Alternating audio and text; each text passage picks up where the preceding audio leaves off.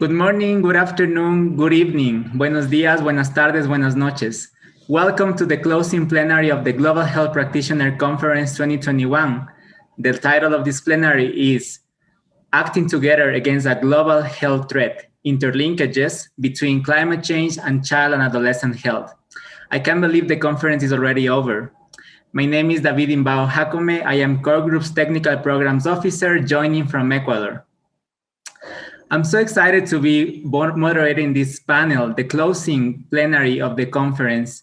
And I just wanted to give you a very short overview of how this plenary was developed. When we were developing the program for the conference, we thought that we were also going to include well-being as part of the name of the conference to begin with. And when we included well-being, it opened the door to include many other subjects that are not traditionally included in the global health arena. For example, climate change, a major issue affecting people right now and a global threat for children and adolescents in the upcoming years. I would like to start the plenary by introducing my amazing panel. And the first name that I have here is Dr. Maria Neira, Director of the Department of Environment, Climate Change and Health from the World Health Organization. Cecilia Vaca-Jones, Executive Director of the Bernard Van Leer Foundation. Omnia El-Omrani, Liaison Officer for Public Health Issues of the International Federation of Medical Students Associations. Peter Winch, Co-Chair of the Sustainability Leadership Council from the Johns Hopkins Bloomberg School of Public Health. And last but definitely not least, Nikki Fraser, Indigenous Advocate and founder of Uniting Our Voices. Thank you so much, everyone, for joining this closing plenary, and thank you so much for the panelists for accepting to be part of this important conversation that we need to have right now in order to make sure that children and adolescents don't face the consequences of climate change in the upcoming years. I'd like to start this plenary by an opening presentation from Dr. Maria Neira, who will be just setting the scene about what's the situation on climate change and health. Dr. Neira, over to you. Thank you very much, and it's really a great pleasure to be with you, and thanks for the invitation. And thanks as well for creating this movement around the children and adolescent health and ensuring that there are linkages to the climate change. More than 1 year ago, before this pandemic has created the situation in which we are now, this very exceptional situation.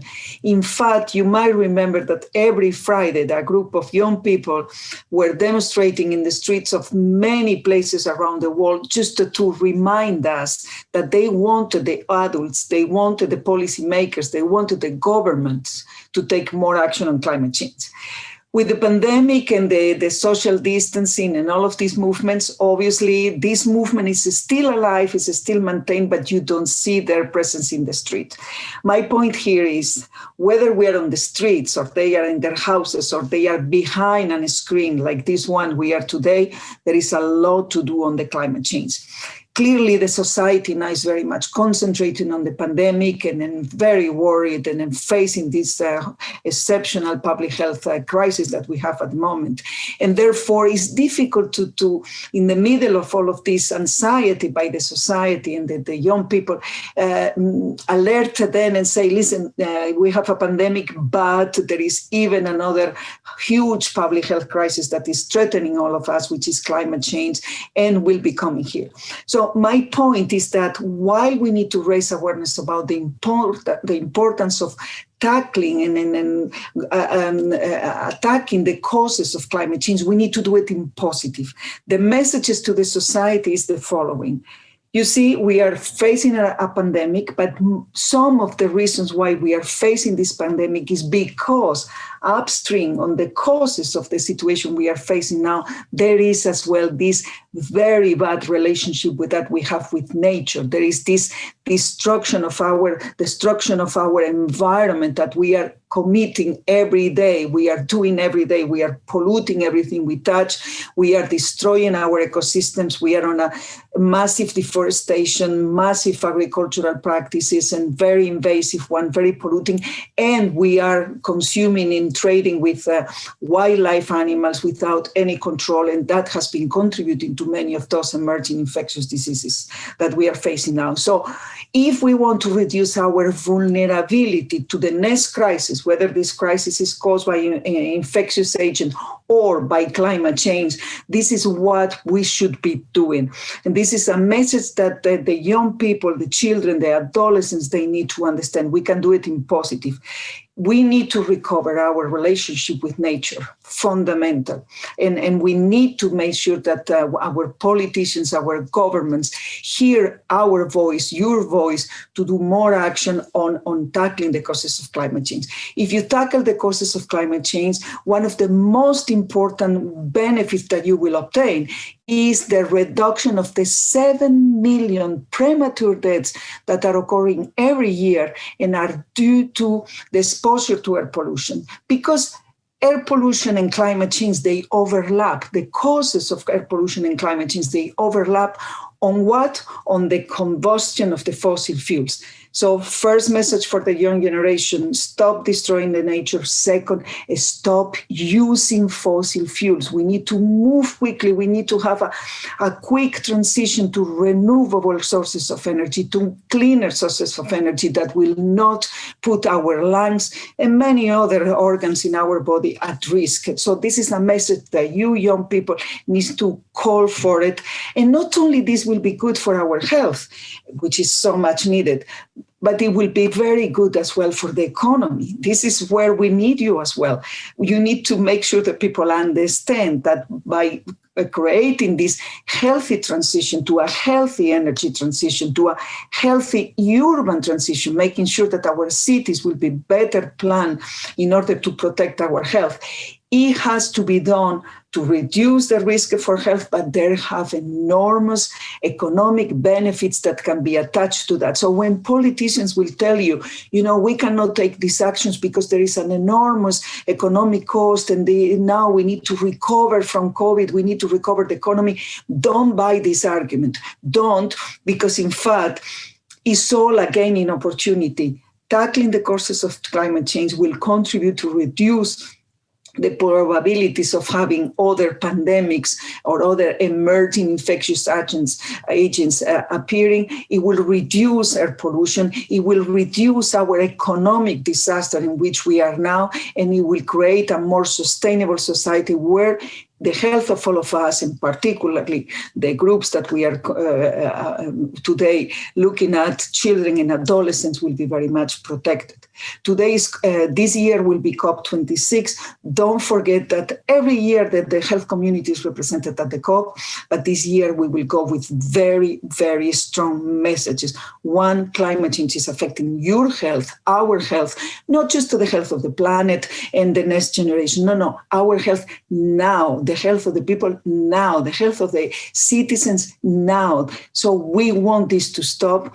Second, there are plenty of health benefits that they can be obtained if we tackle the causes of climate change. And those health benefits, we don't want to renounce to that.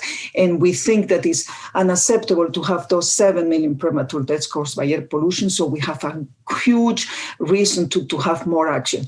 And we want you as well at the COP passing the message that we don't want to live on a world that will be completely destroyed from an environmental point of view, because then the recovery will be totally impossible. The societal recovery, the economic, and of course, the causes that will affect negatively our health. So I think it's a fantastic cause.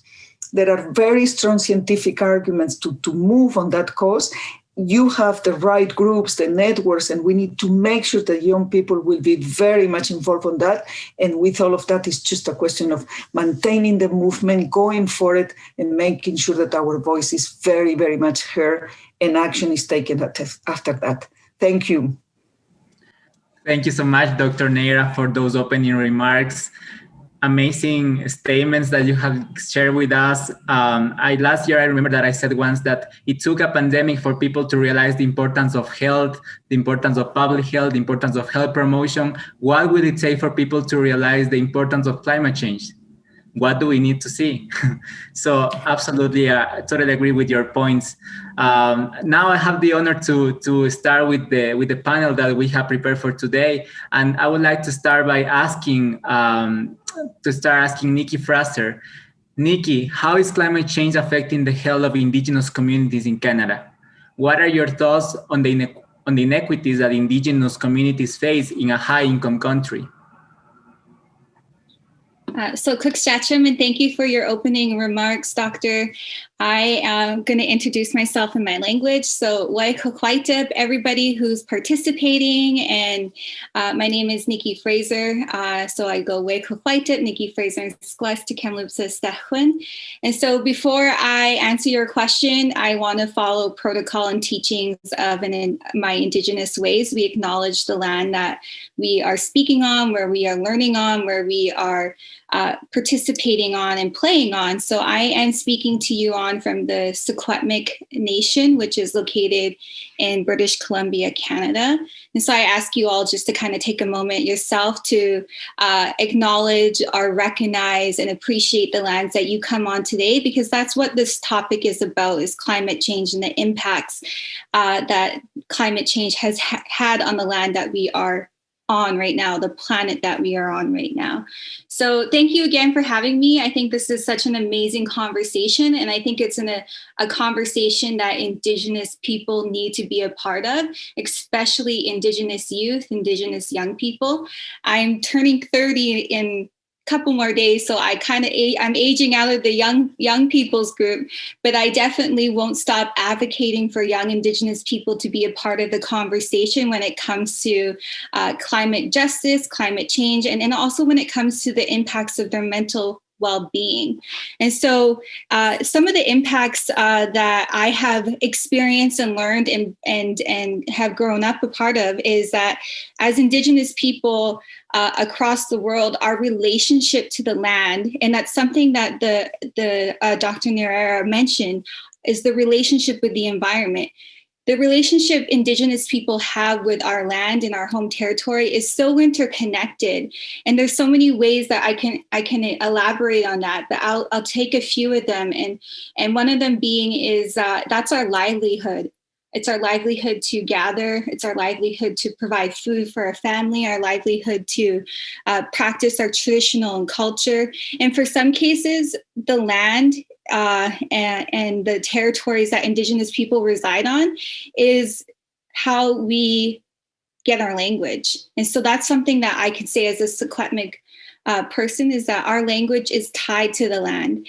And Indigenous people across the world are practicing language revitalization, and there's an overlap with climate change and language revitalization, and it's because our language is tied to the land, and our beliefs and our culture is tied to the land. And so when you alter that relationship with the land and Indigenous people, it has a ripple effect.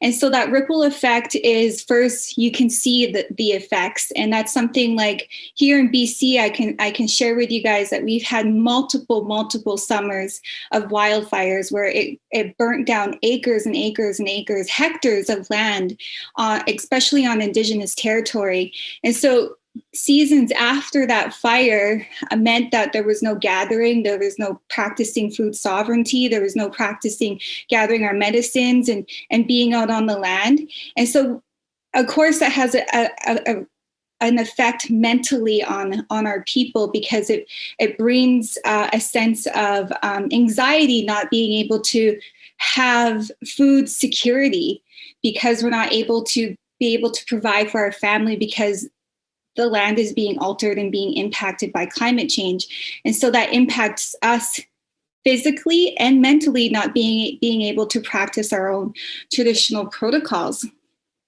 And that has an effect on our young people too. And our elders are seeing that, not only for me and my generations, but my kids' generations, and even the generation before me. There's becoming a loss of that those teachings, the loss of those that knowledge that is being held on the land.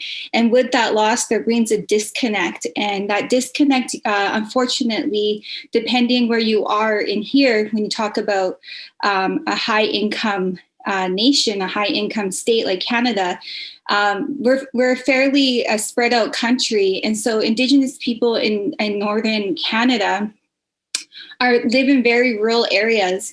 And so when you are being impacted by climate change and you aren't able to practice your traditional protocols and traditional teachings and way of gathering and providing for your family, that brings a disconnect. And that disconnect usually sometimes often leads to substance abuse, alcohol, and also can lead to high rates of suicide. And unfortunately, here in Canada, we do have high rates of suicide with our Indigenous youth. And so thank you so much. I hope I was able to leave you guys with some information, and I'm looking forward to working with everybody. Absolutely. Thank you so much, Nikki, for those remarks. I think that, yeah, the issue of inequity is such a big issue, because we have inequity, geographical inequities, for example, in this case, rural versus urban, income inequities, and so many more. And your remarks also bring us back to Dr. Neira's comments about stop destroying nature, stop destroying the land that you're mentioning in your remarks as well. Now I would like to move to the next speaker. Thank you so much, Nikki, once again. And now, Peter. Peter, based on your experience from the academia, what are the gaps in research in climate change and child and adolescent health that you have seen? I am joining today from Baltimore on the traditional lands of the Piscataway and the Susquehannock.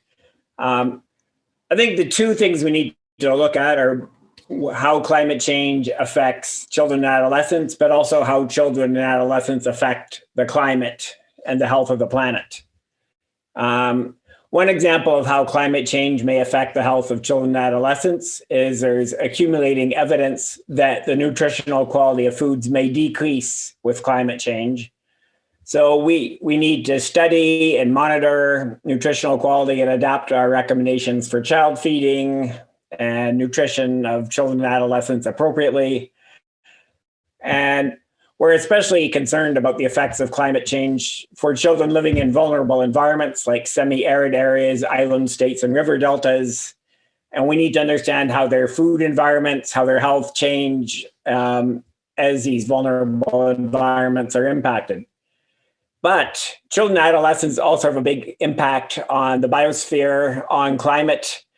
Children and adolescents are learning from their parents and peers what to consume and how to consume.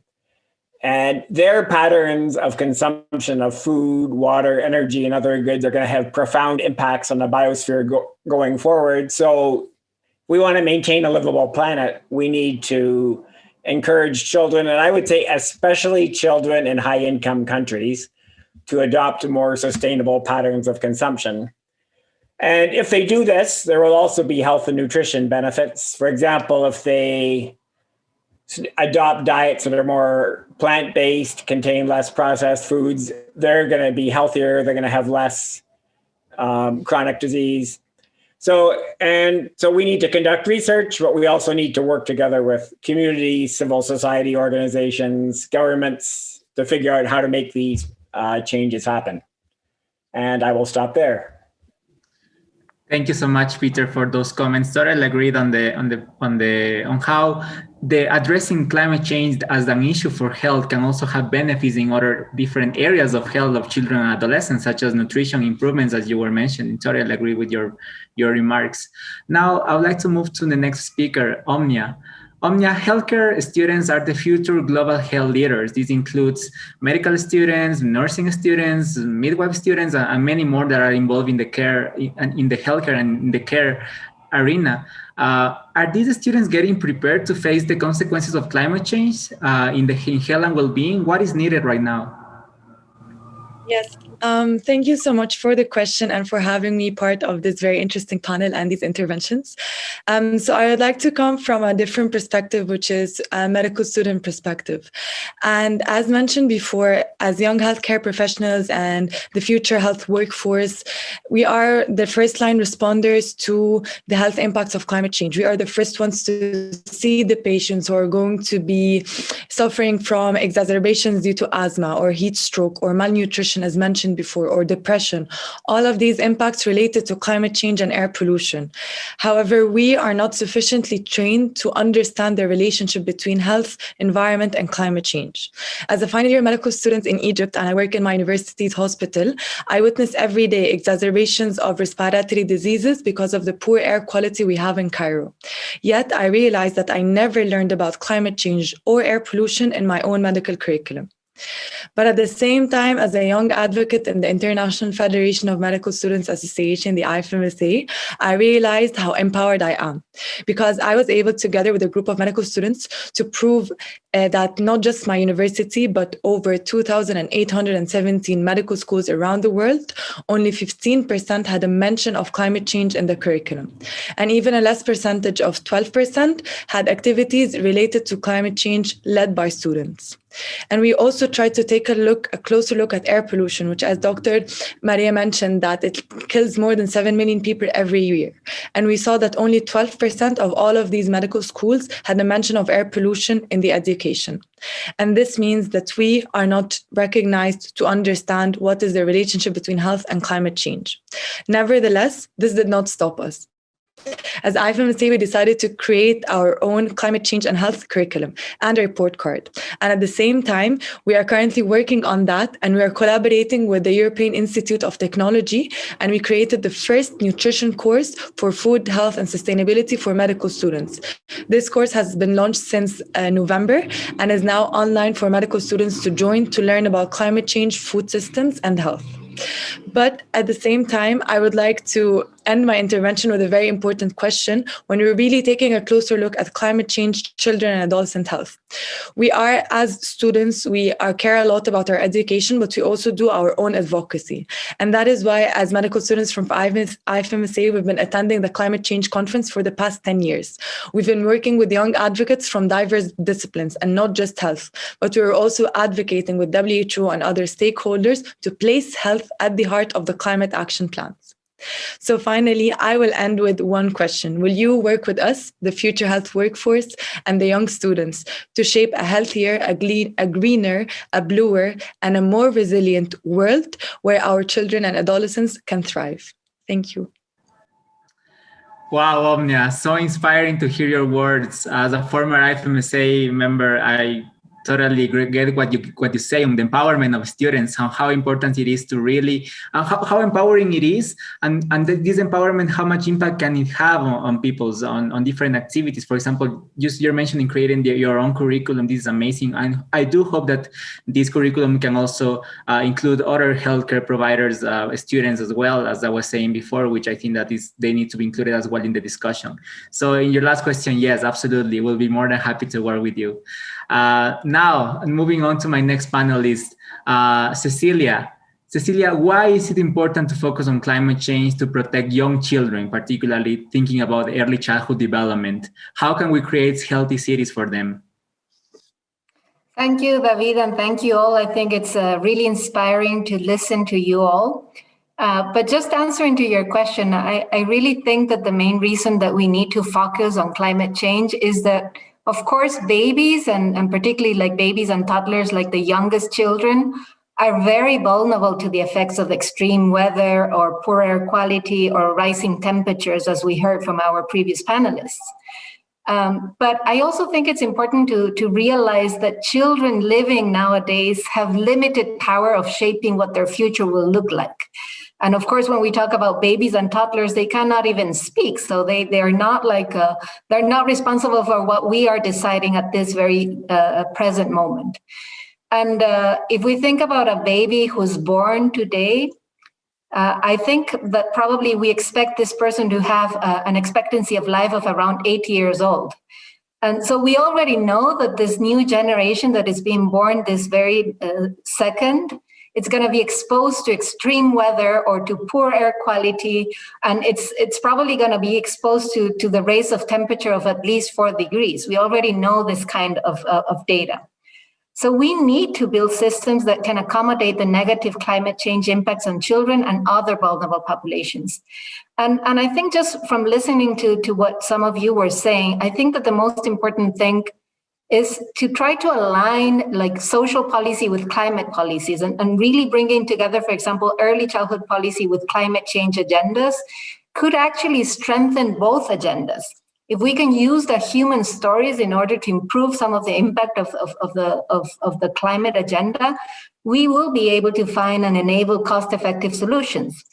And maybe just to share some very practical examples of, I think some of you were mentioning air pollution, for example, and we know that the effect of air pollution in babies and toddlers is terrible. And we know it's terrible not only for the physical development of babies and toddlers, but actually for the cognitive development of babies and toddlers. But what about like being able to bundle policies that can basically bring together the improvement of transport, or the improvement of the use of energies, or mitigation policies around agriculture and waste management, because this could then prevent many of the other diseases that we're already seeing in babies and toddlers. And I do want to say that for me, one of the most important things that we gather from the work that we do around early childhood development is the importance of really being able to bring data that can make visible what's happening with babies and toddlers. It's not always evident what's happening with babies and toddlers when you're talking about climate change. Or it's not always easy to find a relationship between what is the responsibility of the work of different sectors and different agencies and different levels of government. So for me, just being able to bundle this social agenda and this like ecological agenda together is one of the most important things that we need to do in order to be able to think about a sustainable future for young children. Let me stop there so we can have more time for questions.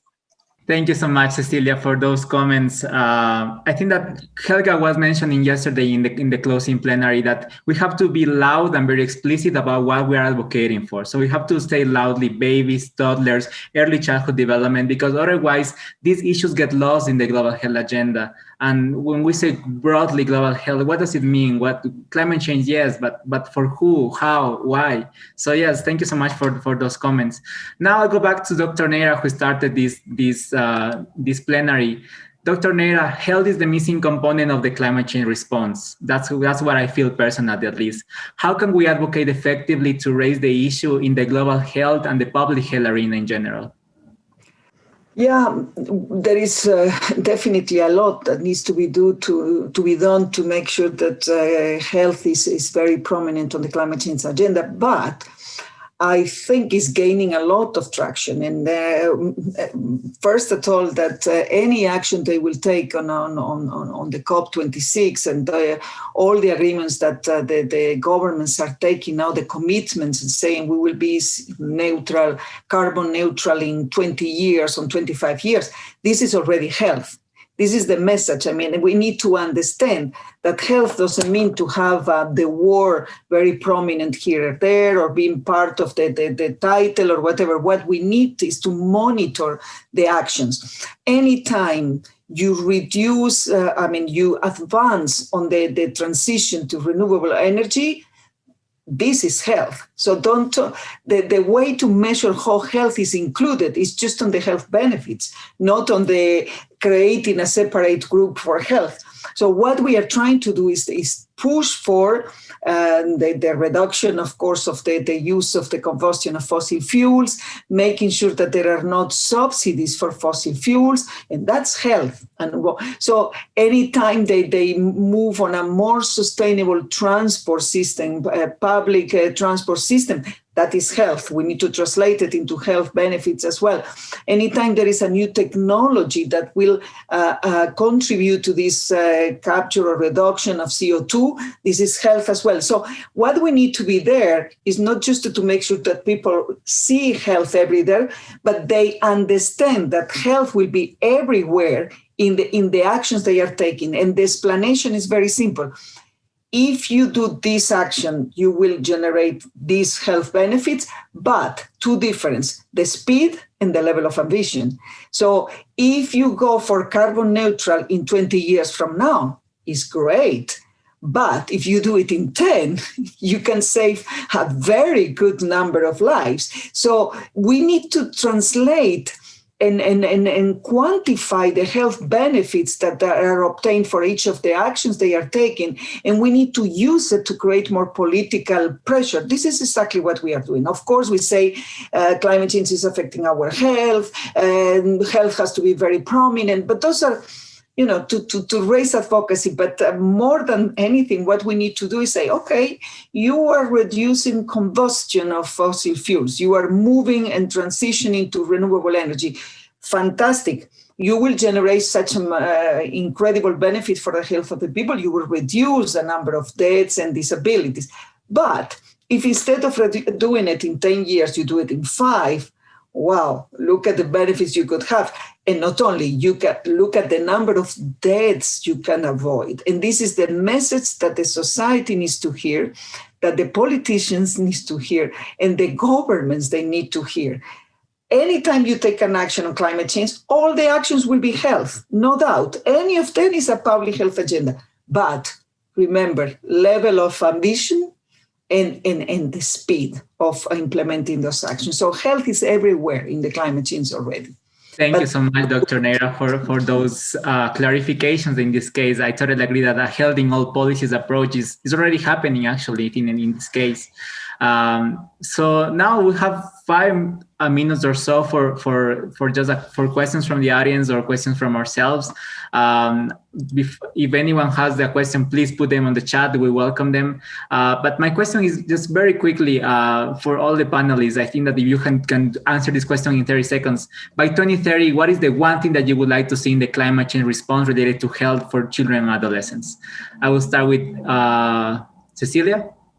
Hard to say only one thing, but I think one thing I want to see in cities is like bringing back green and blue infrastructure for people, so we can really kind of redesign our cities. And I think in order to do that, we need to think about cost-effective solutions that we can really scale all over the world, and just make sure that we're also bridging these opportunities so young children can have more access to nature in general.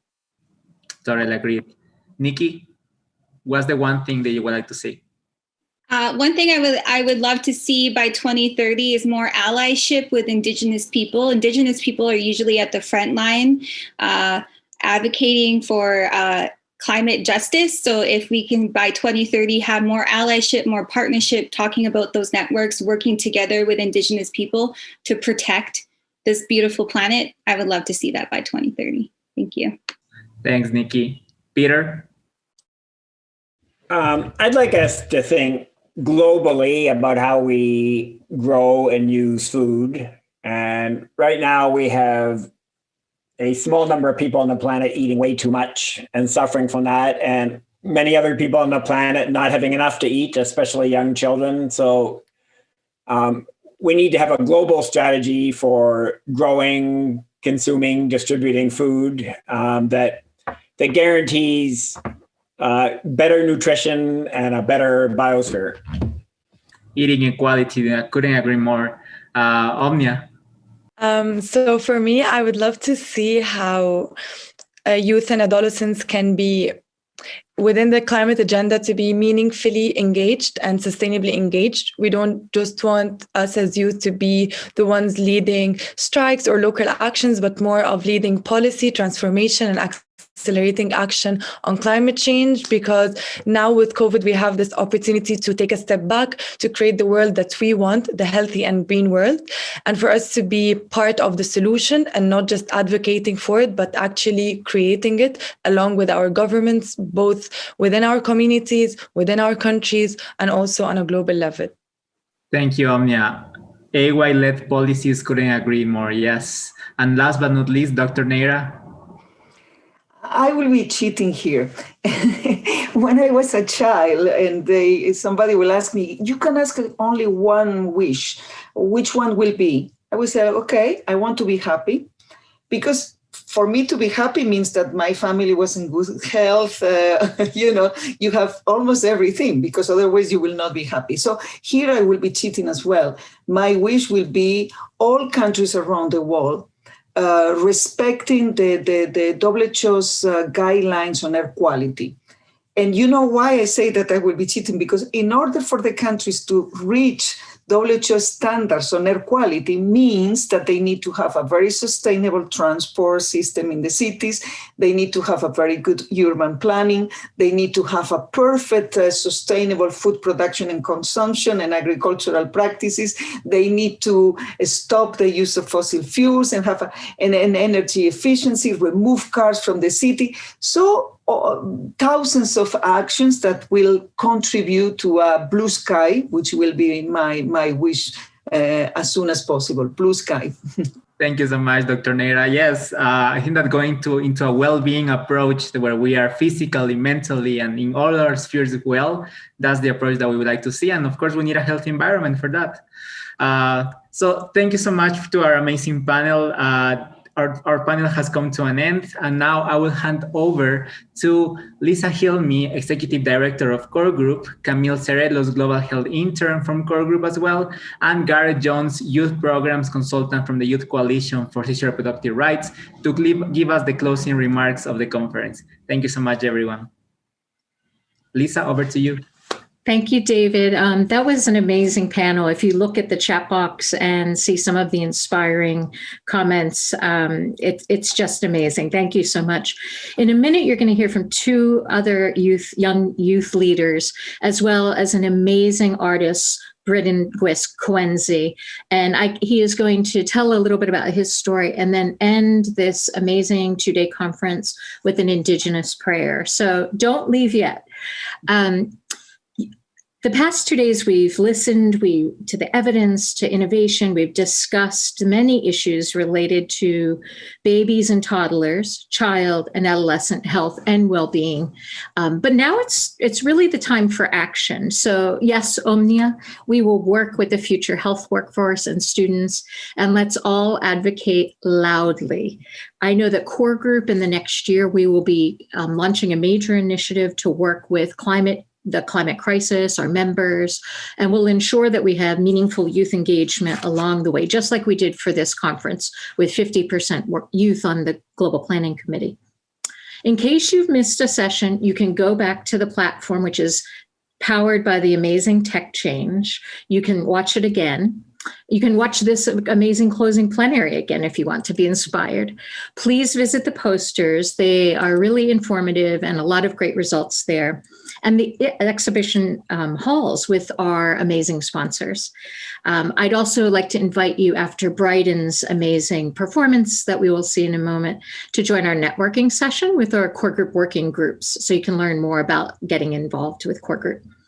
Many thanks to our Global Planning Committee, Core Group staff who are just amazing. Caroline Sargent, our conference coordinator, our board of directors, our working group chairs, our presenters, the Tech Change team, and our amazing sponsors. So right now, over to two amazing young leaders, Camille Cerelos and Gareth Jones. Over to you. Thank you so much, Lisa. I was given very strict instructions to be upbeat and energetic for this last session, so I have had a lot of coffee, and I hope my energy comes through in this. I've only got a couple of seconds up to a minute with you guys, but I think we've heard some incredible commitments and incredible ideas from this plenary session, from others. We've seen evidence, we've seen good practice.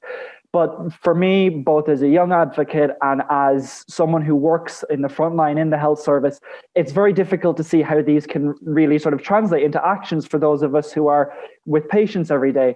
So what I sort of would like everyone to do is close your eyes if you're able to, if you'd like, but just in a very short reflective exercise with me is think about the different things that you've seen over the course of the conference. So the different practices, the different evidence. I think these conferences are great. We meet so many different people, but just as important as attending these conferences is actually utilizing what we learn from them.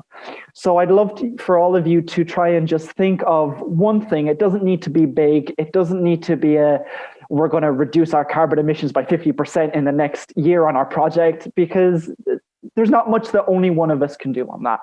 But what we can do is make a commitment to promoting more youth leadership and improving our practice as healthcare professionals. So really, my ask for all of you in the short time that I've got is for you to reflect on the things that you learned during this session and to think about how you're going to implement that in your practice over the coming couple months and years. But also, how can you make that more youth-led? How can you commit to empowering youth leadership? How can you commit to ensuring that after this conference, that health, adolescent, child, young people's health isn't something that's done to us, but is done something with us, and that's something that's done with us and done for us.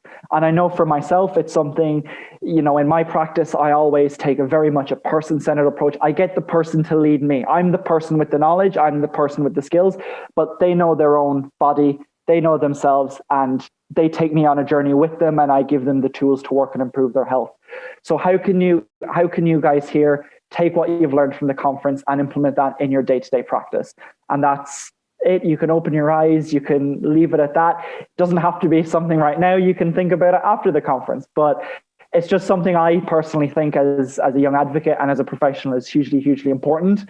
And it's something I would like everyone to take away from the conference. And I will now be passing over to my colleague, Camille. Thank you so much, Gareth. And thank you again to our panelists for presenting today. So following up with that, I want to just ask the group some questions, and I would love for you to respond in the chat box, and our tech coordinator is going to be helping me read them out loud. So what session did you learn the most from? I really enjoyed the concurrent sessions about maternal health and well-being. I really enjoyed learning about what various countries are doing to make sure that young children are being healthy and getting access to what they need. So please feel free to share that in the chat box, and then I'll read some off as we go along. And continuing with what Gareth had been saying, what are some tools from the conference that you're most excited about bringing back to your work and doing for the unlocking the potential of young people? I definitely want to hear what you have to say about that as well. So please feel free to use the chat box and to upload these as well. And ultimately, how do you plan to work with young people and to pass the baton directly to them? So as Gareth and Lisa had both mentioned, we definitely want to be mindful of how we're working with young people and not just constantly giving services to them, but really listening to them and working with them to make constructive and effective solutions for any of the issues that they're facing. So there's a slight delay between our Zoom and our Vimeo, but the questions are permeating, and I know that you're responding. Or if anyone on our panel wanted to share as well, that'd be awesome. Oh, so we got a message. The poster sessions were very informative and provided results and findings at a glance. This closing session people really are enjoying, so thank you for that. I definitely love the posters and hearing what other folks were doing with research around the world. I enjoyed hearing from youth what they need from duty bearers and adults to engage them in the most meaningful way so that they have more than just a seat at the table, but are able to act and implement. So definitely touches on what we were talking about. Adolescent health and maintaining services during COVID. They loved the plenaries. Mental health and well-being concurrent session to be fascinating. Yes, I really enjoyed that one as well. Thank you everyone so much for these excellent comments. I'm going to go ahead and turn it over to our team to then present our next performance. Thank you. Thank you, Camille and Gareth. We are going over to Brighton Quincy at this moment.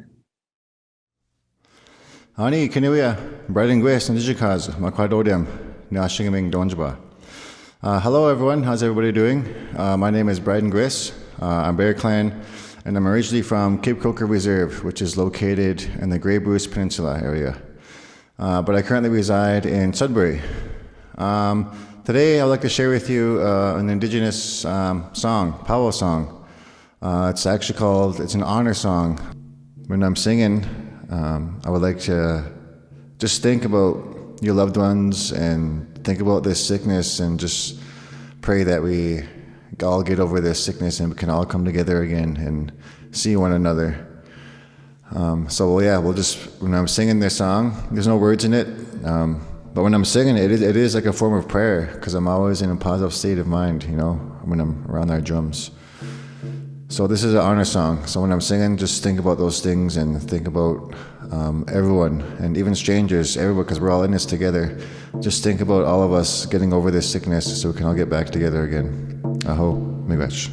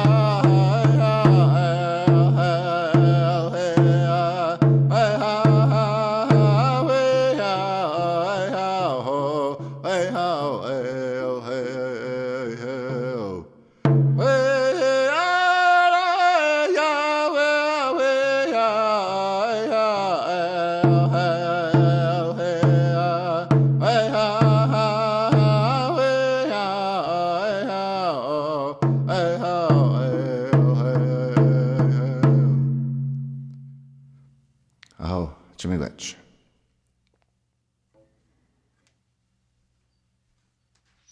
Thanks, everyone. Time to go to the networking session.